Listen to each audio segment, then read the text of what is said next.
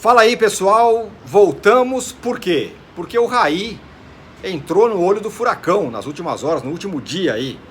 Deu opiniões fortes com relação ao governo Bolsonaro e também com relação à volta do futebol em meio à pandemia. E isso causou um alvoroço em todo que é lugar, todo mundo comentando o assunto.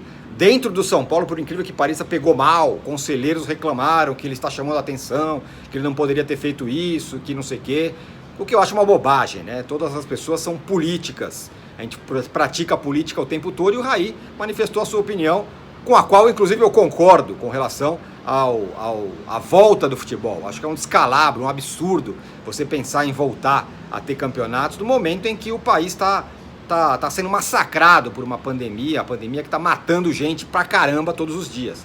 Todas as atenções, seja do governo, seja de todo mundo, deveria estar voltada para debelar essa pandemia e não para jogar futebol, para jogar para torcida, literalmente falando. Então achei muito legal o que o Raí falou, a posição dele foi muito firme em todos os aspectos, eu apoio. Mas a gente vai também falar um pouco aqui, Arnaldo e companheiros, sobre o Raí dentro do São Paulo.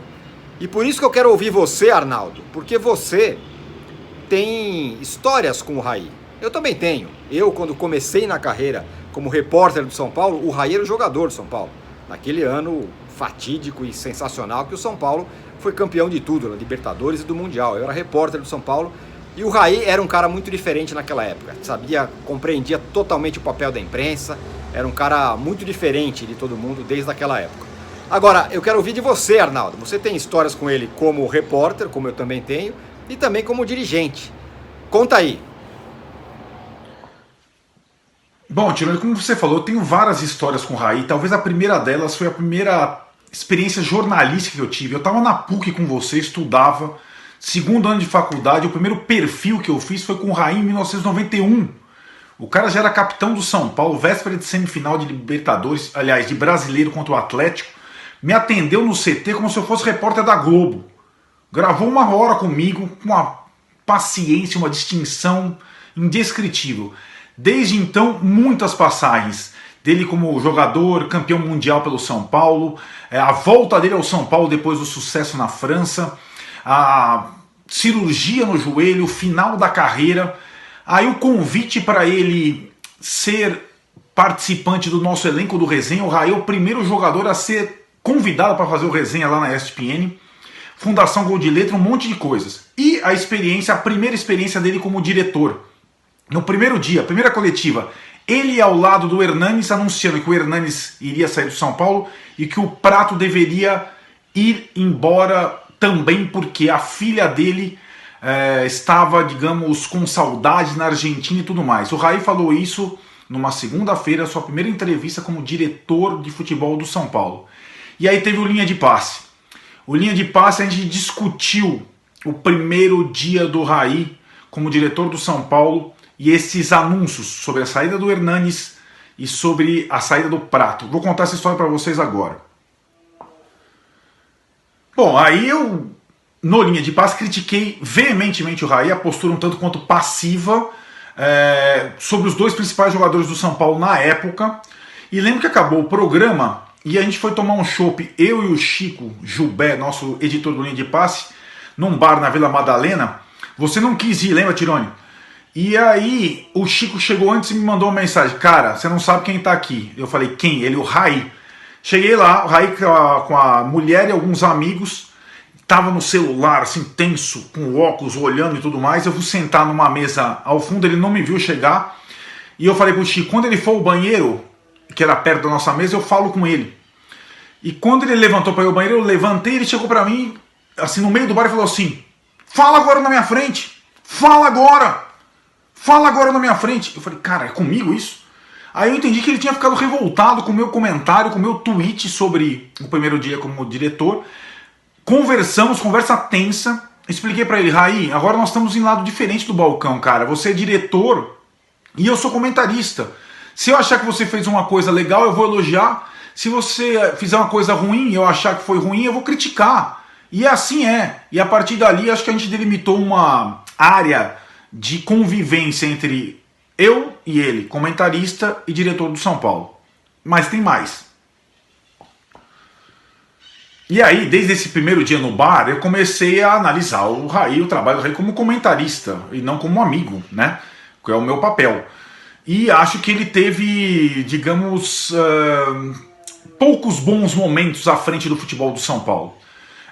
Teve um erro para mim fatal, que foi aquela demissão do Aguirre e a contratação do Jardine, e bancando ali, foi desastroso. E algumas situações em que ele poderia ter tomado uma posição mais firme e tudo mais, e acho que deixou a desejar.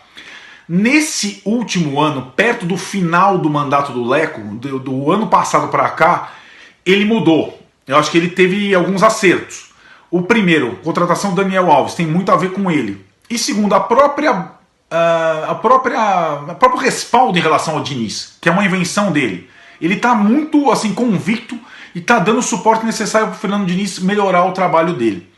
E aí, Tironi, é assim, o meu dilema, eu não via nesse tempo todo ninguém melhor que o Raí, como uma figura, para tomar conta do futebol do São Paulo, conhecendo bem o São Paulo. E eu ficava num dilema, ele não está indo bem, mas ao qualquer outro, para mim, vai piorar.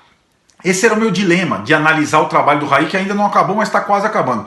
Mas para mim, quem melhor analisou o Raí à frente do futebol do São Paulo foi o Lugano, naquela live que o Lugano fez conosco no canal. Lembra? Coloca esse trecho para nós aí. Fala, Lugano, por favor.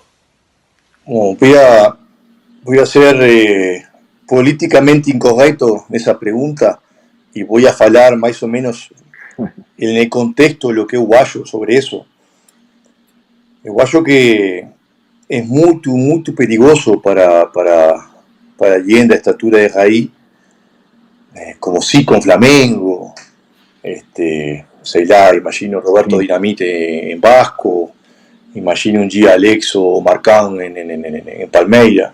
Es muy peligroso se expor en la posición hoy en un puesto más visado do futebol moderno, que es director ejecutivo, esportivo, se expor a resultados que obviamente hoy ya no dependen de você, y mucho más en un futebol y en un club de un contexto político muy amplio, muy complicado. Entonces, es una decisión muy valiente de Raí, muy valiente, muy corajosa,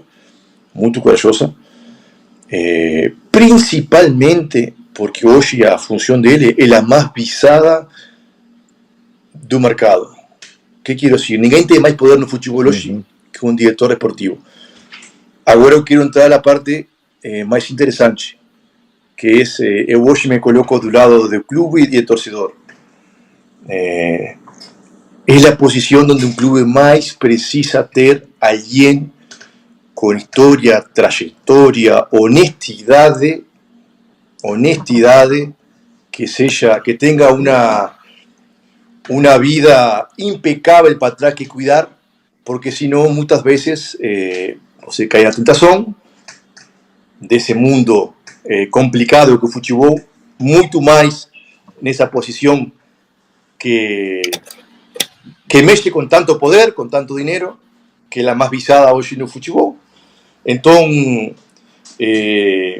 San Pablo en ese aspecto, independiente de la experiencia de Raí en esa posición, optó por un cara de una trayectoria impecable, inmaculada, para llevar las riendas en un fútbol moderno, de un cargo más delicado, porque comprar jugador, vender jugador, en definitiva no es tan difícil, mantener una línea ética, moral, y eso hoy que yo estoy viendo un poco de este lado las cosas, en ese mundo, en esa posición, es casi imposible. Entonces son caras claro, con un prestigio de Zico, de Raí, que no tienen miedo a hacer lo correcto, que tienen costas que tienen una historia mucho más importante que un resultado deportivo para proteger.